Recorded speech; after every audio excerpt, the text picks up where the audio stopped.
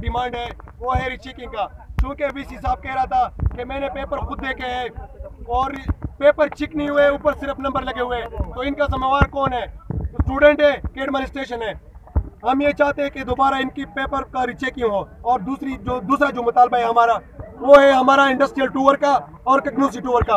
हर साल industrial tour 10 दिन का होता है और कग्नूसी टूर 15 दिन का होता है।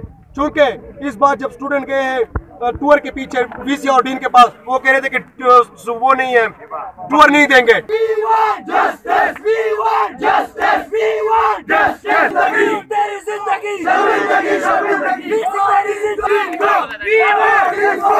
want justice!